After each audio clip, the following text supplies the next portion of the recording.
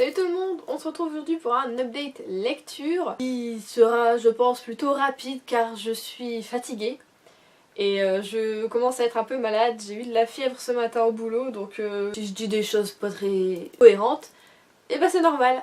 On commence avec le tome 3 de la trilogie d'Enechov, donc de Anne B. Ragd, aux éditions 10-18, donc là c'est l'héritage impossible. Donc oui, j'ai enchaîné le 2 et le 3.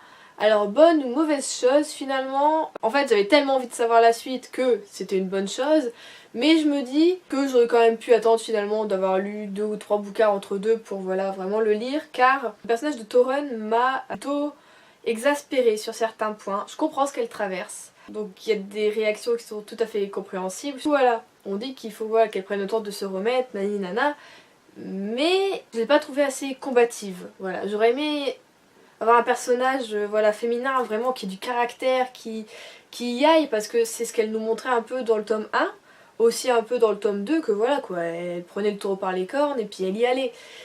Et j'ai pas du coup retrouvé ce personnage dans ce tome 3, donc la Torun du début m'a un peu manqué, même si j'ai compris celle du tome 3, je l'ai trouvée fort défaitiste malheureusement. Je voyais pas assez, on va dire, pas le bon côté des choses, mais dans le malheur il y a toujours, on va dire quand même, un aspect de lumière, il y a quand même quelque chose qui ressort, et ça en fait elle le voyait pas, elle voulait pas le prendre au vol, et du coup ça m'a un peu déçue de ce côté là pour elle. Ensuite les autres personnages, Mardigo je l'ai plutôt bien aimé, on l'a un peu plus sur le devant de la scène comparé aux autres tomes, du coup j'ai réussi à mieux le comprendre aussi. On voit que c'était à la base le dernier tome puisque c'est une trilogie, mais bon l'autrice a choisi de faire d'autres tomes, et du coup oui je pense que dans ce troisième tome à la base elle voulait voilà peut-être vraiment nous montrer tous les aspects de tous les personnages. J'ai plutôt apprécié, en fait ça n'a jamais été un personnage que j'ai soit détesté soit beaucoup aimé, il était là, c'était bien voilà. Mais dans celui-ci, je l'ai un peu plus apprécié à sa juste valeur, on voit qu'il fait des efforts, qu'il essaie voilà, de s'investir dans sa famille. Ce que j'ai aimé en tout cas dans ce tome 3, c'est que la Mardigo est remis un peu en avant et il trouve sa place un peu. Pour ce qui est de Erland, j'avais adoré, c'était mon personnage préféré dans le tome 1. Le tome 2, c'était coup-ci, coup-ça. Et alors là, il m'a totalement exaspérée. Je me suis dit mais non, il en fait trop, c'est beaucoup trop. Il n'arrivait pas à comprendre les autres, il était beaucoup trop centré sur lui-même, sur sa petite vie, sur son couple, sur tout ce qui va avec, tout ça, et c'était trop, et du coup, il m'a saoulée, je l'ai trouvé beaucoup un but de lui-même, et moi ça m'allait pas, c'est-à-dire qu'il y avait son aspect vraiment surfait dans le tome 1, mais qui était vraiment drôle et bien amené, qui là dans le tome 3, on se dit mec, regarde la situation, c'est lourd quoi, c'est vraiment lourd. Mais voilà, il est resté fidèle à lui-même quoi, l'autrice a pas choisi de le changer et même on a un peu rajouté je trouve. Donc voilà, c'était Erland, mais du coup il a un peu baissé dans mon estime et dans mon amour que j'avais pour lui et pour ce personnage que voilà, j'avais créé tout au long de la saga.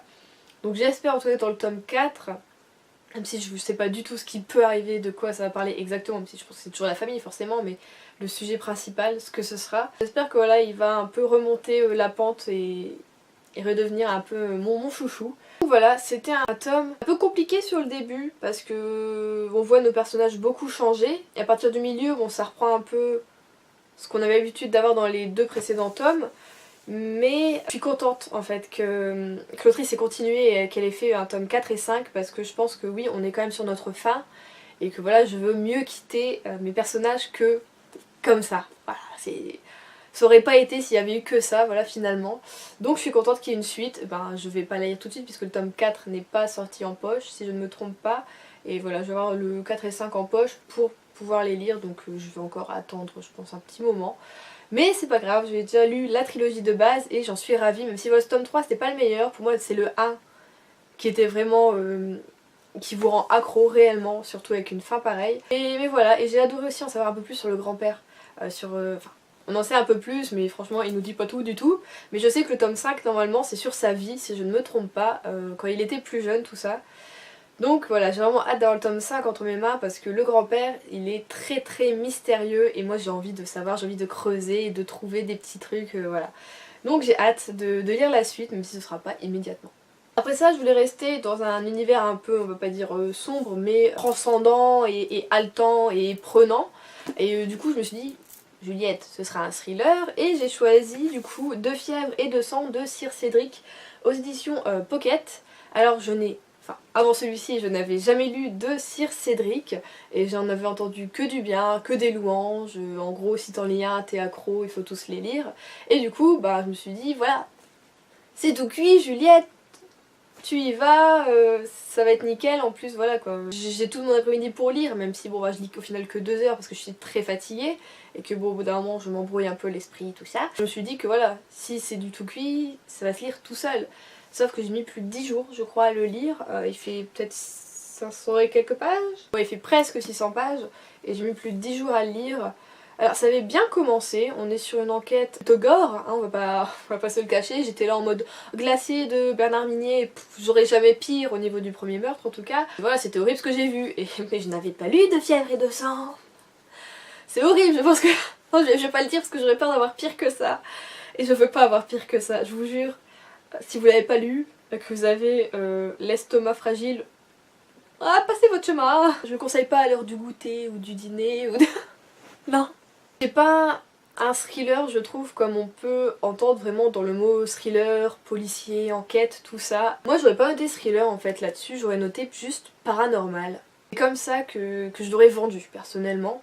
Après lecture en tout cas, pour moi c'est plutôt du paranormal. C'est flippant mais sur un côté réellement de la raison en fait.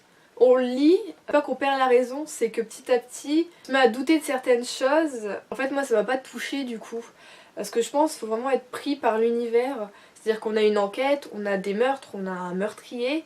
Mais à côté de ça, on a tellement de choses sur la croyance, sur les dieux, sur les esprits, sur plein de choses comme ça. Ce qui fait que moi, je suis athée, donc pour moi au-dessus de nous c'est le ciel, l'espace, tout ce que vous voulez, mais il n'y a rien d'autre. Après je dis pas tout ce qui est esprit fantôme, j'y crois un minimum en tout cas. De temps en temps voilà, j'ai l'impression d'avoir quelques présences, tout ça, en tout cas surtout depuis le décès de ma grand-mère, je sens des présences de temps en temps. Et après c'est pas plus que ça, je me dis souvent que c'est mon imagination, rien d'autre. Du coup j'ai pas forcément été hyper touchée. Enfin touchée, est-ce qu'on peut dire touchée par un thriller? Je n'ai pas réussi à être visée, je pense. Je n'étais pas le public visé pour ce bouquin. Si vous aimez tout ce qui est paranormal, tout ce qui est un peu secte, tout ce qui est vraiment divination ou je ne sais quoi, je pense que ouais, vous êtes vraiment le public visé pour ce bouquin. Et si vous êtes comme moi très les pieds sur terre et faut y aller pour y croire, voilà quoi. Alors pourtant, je veux dire, quand on regarde mes bibliothèques, je lis du beat lit, du fantastique, de la fantasy, enfin on est d'accord. Tout ça, c'est de l'imaginaire. N'importe quel roman, à part si c'est une biographie, c'est de l'imaginaire. Ou bien si c'est du documentaire. Mais tout ça est inventé, on est d'accord. Mais ça, j'ai vraiment pas réussi à y croire et à rentrer dedans. Surtout vers la fin. Là, je tournais les pages, je lisais, mais j'étais plus avec les personnages. Je pense que c'est ça également. J'ai pas réussi à accrocher aux personnages, que ce soit pour Alexandre, qui est donc le commandant, ou que ce soit Eva, qui est donc notre... c'est pas noté, c'est défini, on va dire qu'une profileuse, mentaliste un peu. Là, j'ai pas réussi à rentrer avec eux, que ce soit dans leur univers, dans leur tête, que ce soit dans les actions. J'ai pas réussi quoi, c'est dommage parce que l'écriture on va dire elle est pas mal. Pour moi elle était pas addictive, c'était pas voilà du Bernard Minier où si je finissais pas ce chapitre j'allais pas endormir et puis voilà que tu sais que si tu finissais le chapitre il fallait que tu lises le suivant sinon t'allais pas endormir. Là non, je fermais mon livre au milieu d'un chapitre où j'avais fini mon paragraphe, c'est tout, je faisais un truc et j'avais du mal à y revenir vraiment. Donc est-ce que j'ai pas commencé par le bon Sir Cédric, il m'en faudrait un autre si vous voyez, je sais pas, est-ce que tous ces bouquins touche un peu à ce qu'on va dire ésotérisme et ainsi de suite, ou est-ce qu'il y a des bouquins qui sont on va dire un peu quand même pieds sur terre et que voilà que c'est enquête ou c'est que du paranormal, je sais pas, alors c'est peut-être pas un auteur pour moi tout simplement, mais voilà je pense que j'étais pas le public visé en tout cas pour ce bouquin. Dommage, je m'en souviendrai ça c'est sûr, par contre je pourrais pas l'oublier, je peux pas dire que je l'ai pas aimé, mais je peux pas dire que je l'ai aimé non plus. Donc voilà, si vous avez d'autres Sir Cédric à me conseiller qui voilà, si vous voyez un peu le truc, si vous avez lu et vous pensez celui-ci ce sera le bon et ça te fera réellement accrocher à l'auteur et aimer son écriture et son univers et ainsi de suite, surtout n'hésitez pas parce que moi je demande que ça. Enfin voilà, j'entends parler de Sir Cédric depuis que j'ai commencé justement à vraiment beaucoup lire et je me suis lancée voilà seulement maintenant et malheureusement j'étais un peu déçue parce que voilà j'étais pas la cible, mais n'hésitez pas à me proposer autre chose. Donc tout pour cette update lecture. Je vous avoue qu'avec le boulot c'est un peu compliqué. Alors j'ai mis tout mon après-midi pour lire, mais à côté j'ai des choses à faire. Et les week-ends je ne suis pas libre. Encore demain j'ai un concert à Paris, je vais voir Panic at the Disco. Donc vous imaginez bien que le lendemain je vais pas être fraîche au boulot du tout. Ça va être beau. Donc voilà, j'ai un peu de mal et surtout je suis très fatiguée en fait, même quand je suis voilà, juste dans ma chambre tranquillement. Donc j'ai décidé que pour la semaine prochaine je vous ferai une petite lecture spéciale manga, comme ça. C'est une lecture rapide et je suis sûre de pouvoir vous tourner une vidéo aussi rapidement du coup. Donc je vais essayer de lire tout ce qui me reste dans ma palle au niveau manga, comme ça je vous ferai quand même un bel update. Je vous dis à la semaine prochaine, j'espère en forme, que je ne serai pas malade finalement, que cette fièvre que j'ai eue ce matin n'était rien du tout. On croise les doigts. En tout cas je vous fais de très gros bisous, je vous souhaite de très bonne lecture.